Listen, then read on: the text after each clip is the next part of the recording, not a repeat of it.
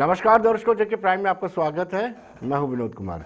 दर्शकों, विपक्ष सच ही कहता है कि डॉक्टर फारूक अब्दुल्ला के लिए या नेशनल कॉन्फ्रेंस के लिए बाकी जमातें ये कहती हैं कि जब वो सत्ता में होते हैं तो उनसे बड़ा नेशनलिस्ट कोई नहीं होता।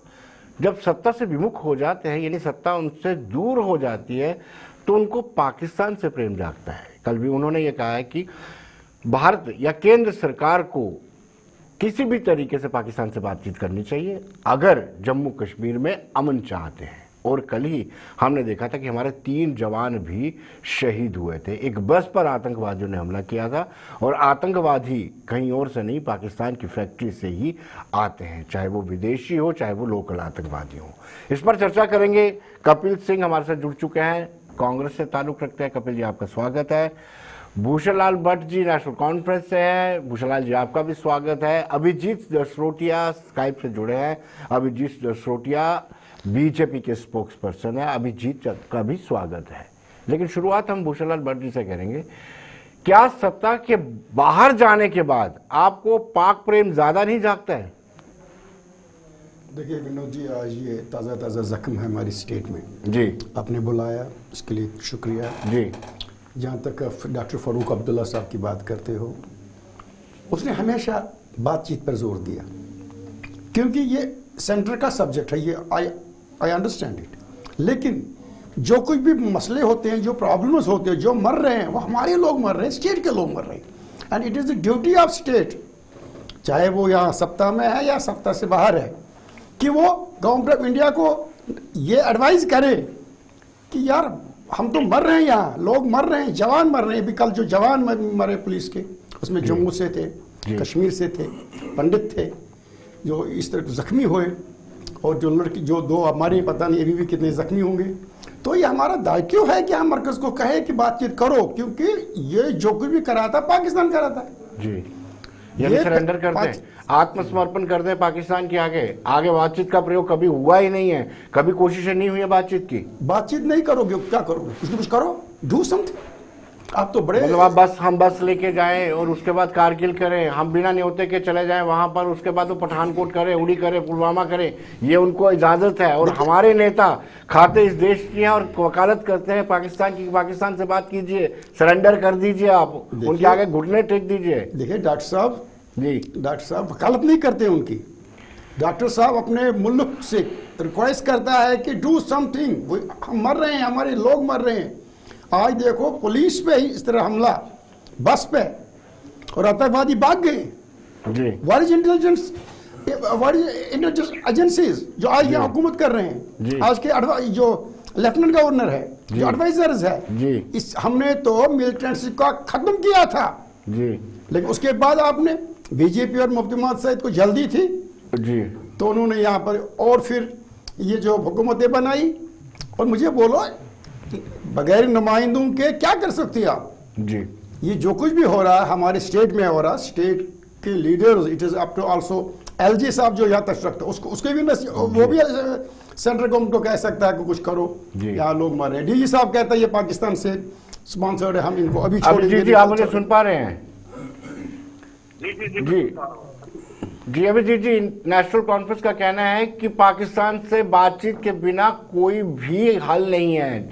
अगर जम्मू कश्मीर में अमन चाहिए तो पाकिस्तान से बातचीत करनी होगी। पाकिस्तान से बातचीत करने के कई प्रयोग पहले भी हो चुके हैं। स्वर्गीय अटल बिहारी वाजपेयी ने किया, अभी रिसेंटली प्रधानमंत्री नरेंद्र मोदी ने भी किया, जिसके बाद पठानकोट हुआ, उड़ी हुआ, पुलवामा हुआ। आपकी क्या राय है? देखिए, सबसे पहली बात यह कि पाकिस्तान हमारा एक ऐसा पड़ोसी है जो किसी नहीं बनता ना किसी और को। हमारा जो भूगोलिक पड़ोसी तो है, लेकिन जो है चीजों के ऊपर अलग अलग समय अलग अलग। एक बात फारूक साहब का जो बात पड़ी, और ये सिर्फ फारूक साहब का बात चले जाए, शेख अब्दुल्ला साहब ने कश्मीर के लोगों को परेशान शुरू किया। और विनोद जी आपको याद होगा कि चंदा इकट्ठा करना किया, कश्मीर के लोगों को क्या कहकर चंदा किया था शेख साहब ने, मैं यहाँ पाकिस्तान बनाऊंगा। उसके बाद क्या किया वो आपके सामने। तो आप इनकी हिस्ट्री में चले जाएंगे, प्रेम तो के अंदर रहता ही है, लेकिन अपने पूरे के पूरे कश्मीर के लोगों को आज कटघरे में खड़े कर रहे हैं। क्योंकि अगर आप कुछ देर पहले न्यूज पेपर देखेंगे तो वहां पर एक पैकेज को लेकर जब फारूक साहब बात कर रहे थे तो उन्होंने बोला था ये कि कश्मीर, जितने कश्मीर के लोग हैं सबका पाकिस्तान के लिए एक प्रेम है। मतलब सभी कश्मीरियों को उन्होंने बोल दिया कि सबका सब पाकिस्तानियों के साथ है। और ये उन्होंने अपने एक न्यूज़पेपर के अंदर ये पूरी की पूरी जो न्यूज आई थी उसमें उन्होंने कहा। और सबसे बड़ी बात उस पैकेज को लेकर क्या की कि कश्मीर के लोग पैकेज भी रख लेंगे अपने पास और पाकिस्तान के साथ अपना संबंध नहीं तोड़ेंगे। इतना बड़ा एक कटाक्ष कश्मीर के लोगों के ऊपर उन्होंने कर दिया। जबकि मैं एक बात बताना चाहता हूं, अगर फारूक साहब का पाक प्रेम है तो वो अपने पास रखें, लेकिन कम से कम पूरे कश्मीरियों को तो पाकिस्तानी ना। आपको याद है इनके साथ आप केंद्र में साझेदारी की थी, आपने केंद्र में इनके साथ मिलकर सरकार बनाई थी। अभी बहुत अच्छे उमर अब्दुल्ला को तब आपने फॉरेन अफेयर मिनिस्टर बनाया था, याद है आपको? तब ये अच्छे थे, दूध के दूल्हे हुए थे। देखिए विनोद जी, ऐसा है कि इस जमहूरियत के अंदर सबको मौका देना जो है हमारा फर्ज बनता है। पहले अगर मौका दिया गया था उमर साहब को जब मंत्री बनाया गया, तो एक मौका देना सबको फर्ज बनता है। वैसे ही मौका पीडीपी को भी दिया गया। एक बार है तो हमारे ही देश के लोग हैं, हम तो उनकी तरह नहीं कहते कि ये लोग पाकिस्तानी हैं, हम तो अपने देश का समझते हैं उनको। ये अपने आप को चाहे जहां मर्जी का समझते रहे। तो एक मौका देना सबको बनता था। मौका देकर हमें पता चल गया कि इनका वो पाक प्रेम हमेशा रहेगा, क्योंकि ये पाक प्रेम भी बड़ा सिलेक्टिव है। वो कब होता है जब ये पावर से बाहर होते हैं, और जब पावर में होते हैं तो ताबिर की कुछ और ही इनका जो राग होता है। दिल्ली में कुछ और भाषा, कश्मीर में कुछ और भाषा, जम्मू में कुछ और भाषा, वक्तन फवक्तन हर 10 किलोमीटर के बाद इनके बयान बदल जाते हैं।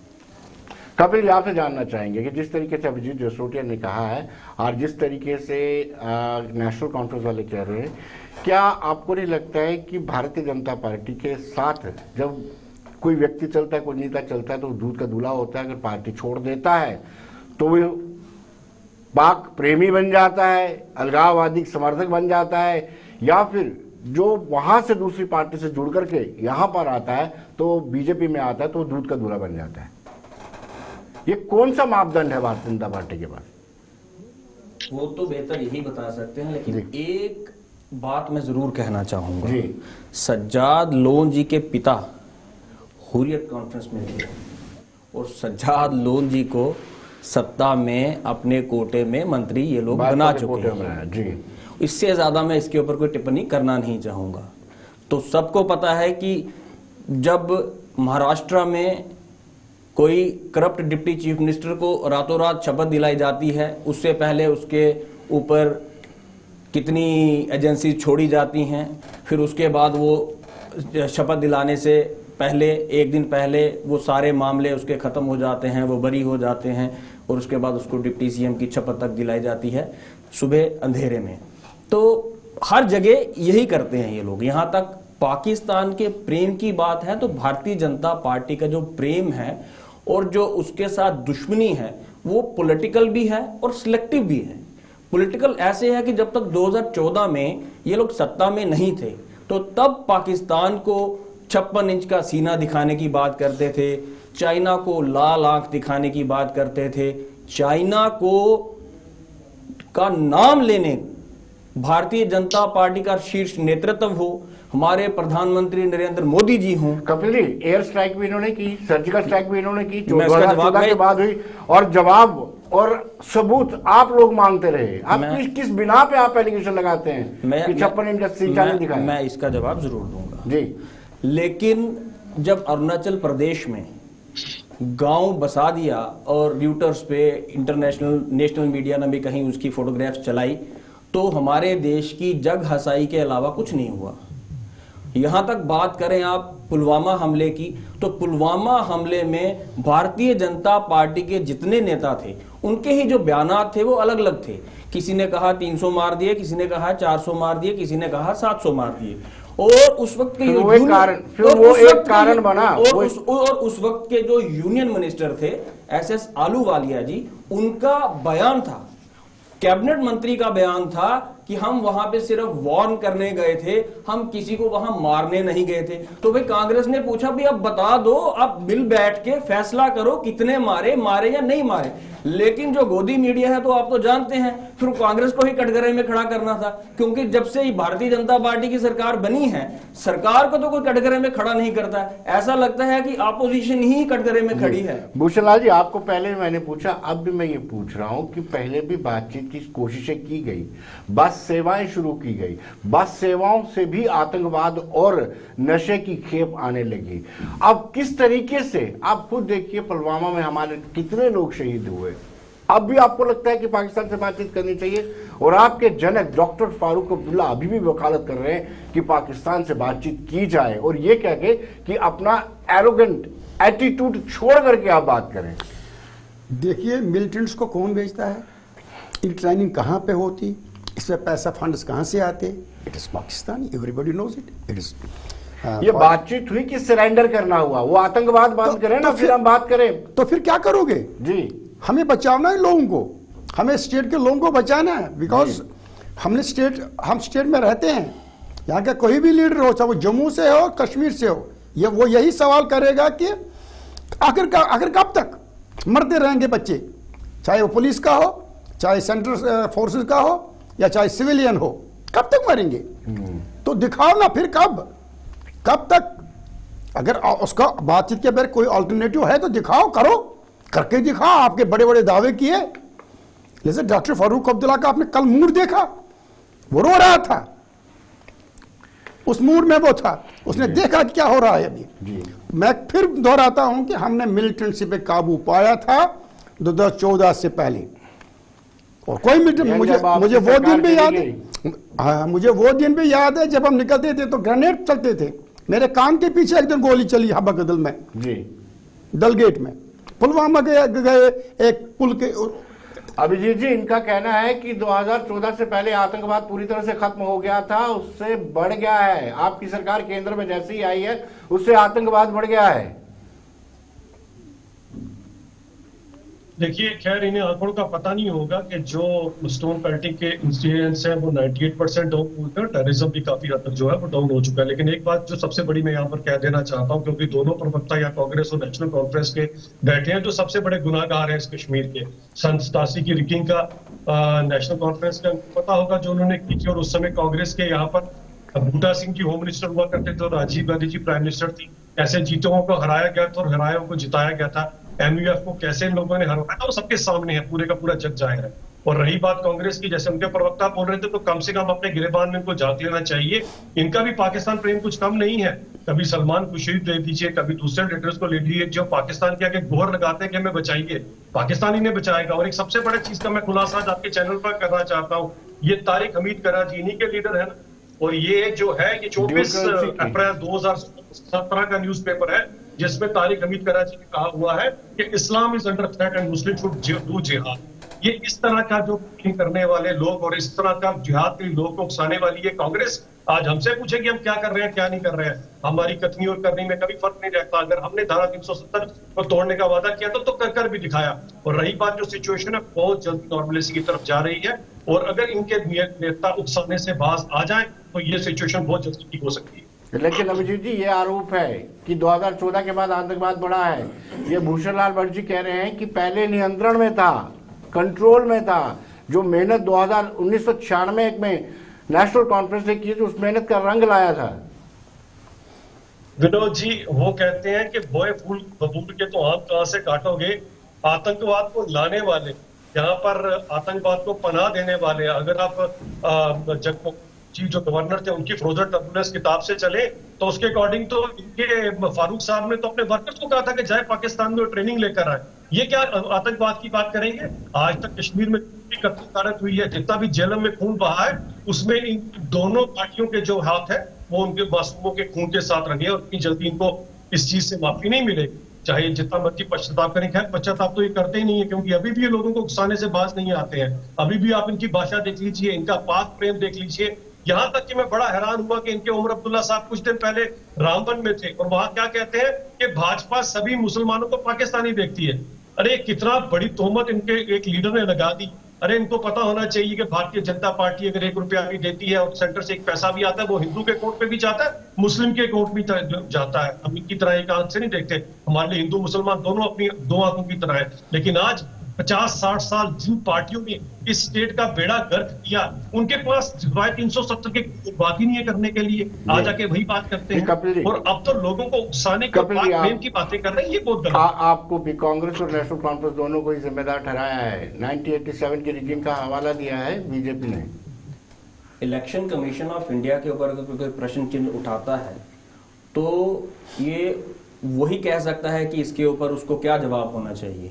लेकिन यहाँ तक पाक प्रेम की बात है, अभी तक अपोजिशन का कोई भी नेता बिरयानी खाने पाकिस्तान नहीं गया। किसी ने भी नवाज शरीफ की बेटी के जन्मदिन का ना केक काटा ना खाया। हालांकि ये बात करते हैं पाकिस्तान को पूरे देश के अंदर 56 इंच का सीना दिखाकर पॉलिटिकली एजेंडा बनाकर बेचा गया। लेकिन जब बात करने की आती है, फॉरेन मिनिस्टर कहते हैं कि हम चाइना के साथ बातचीत कर रहे हैं, पाकिस्तान के साथ हमेशा ये बातचीत के डिनाइल मोड पे रहते हैं।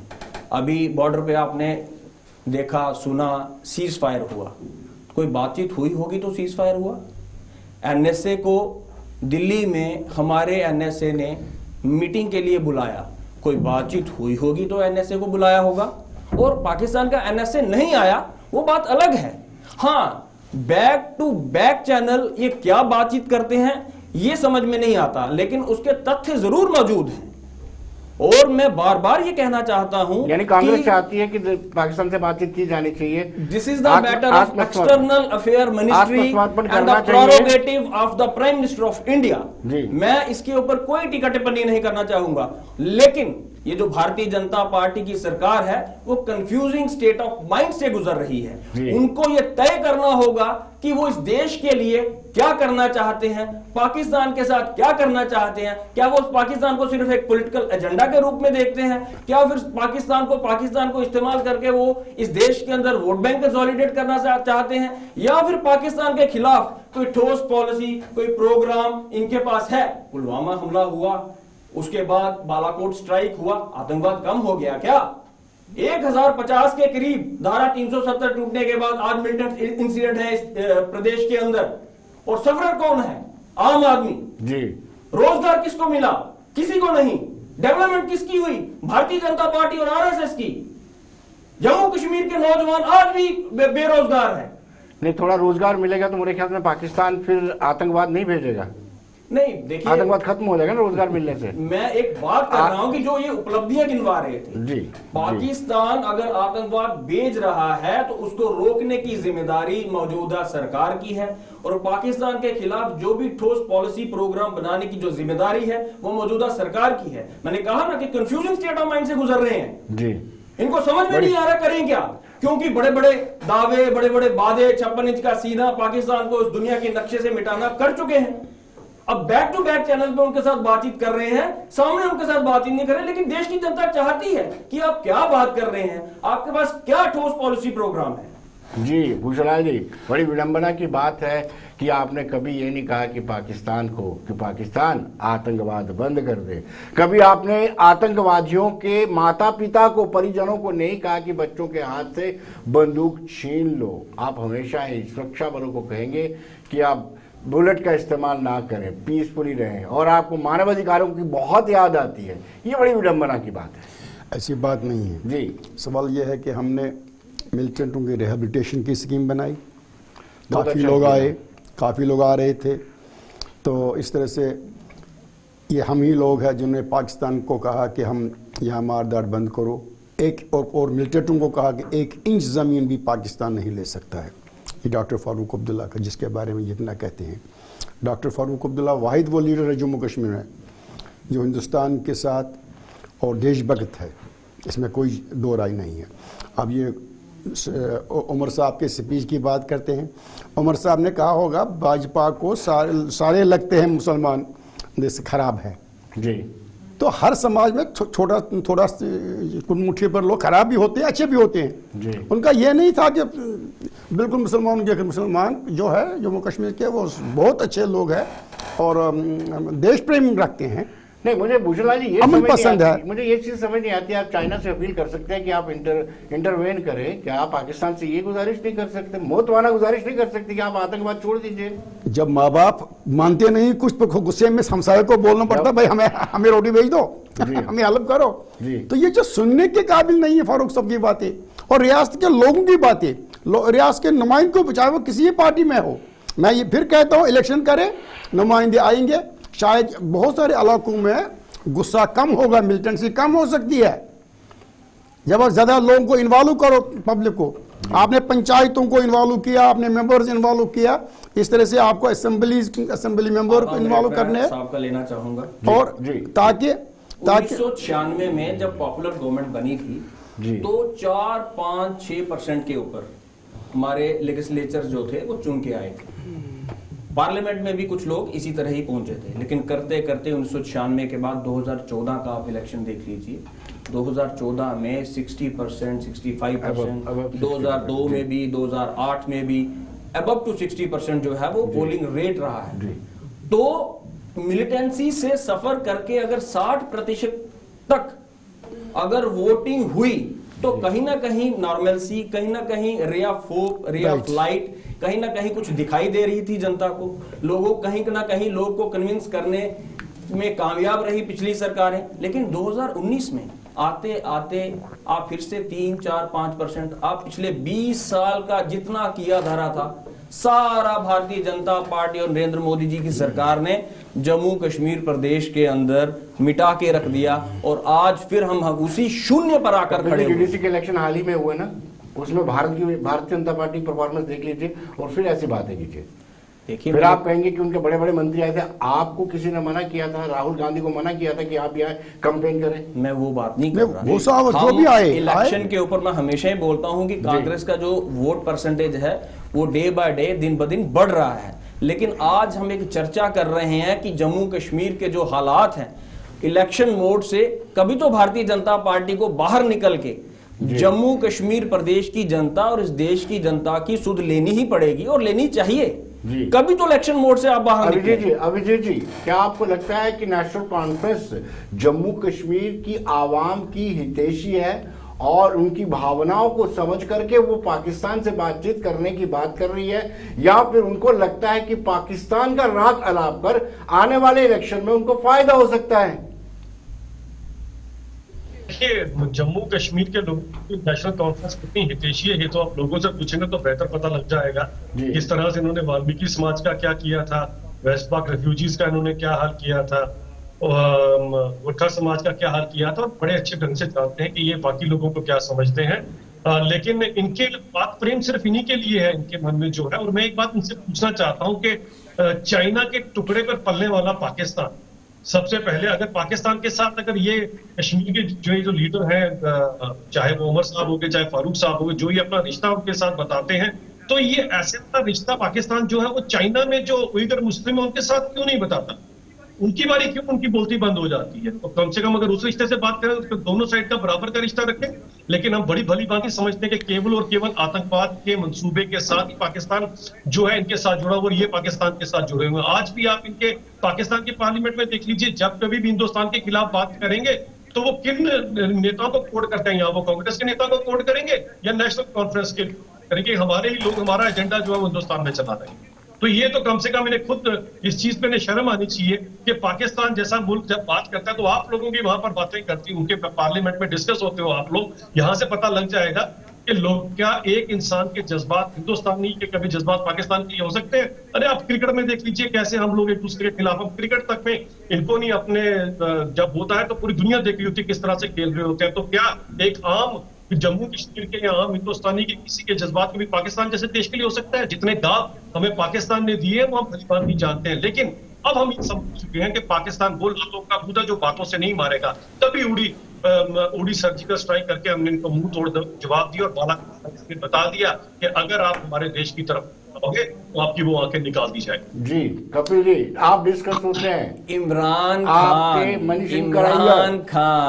इमरान खान जी कहते हैं कि जब तक नरेंद्र मोदी जी और भारतीय जनता पार्टी की सरकार है तब हमें चिंता करने की कोई जरूरत नहीं है। क्या रिश्ता है नरेंद्र मोदी जी का इमरान खान के साथ?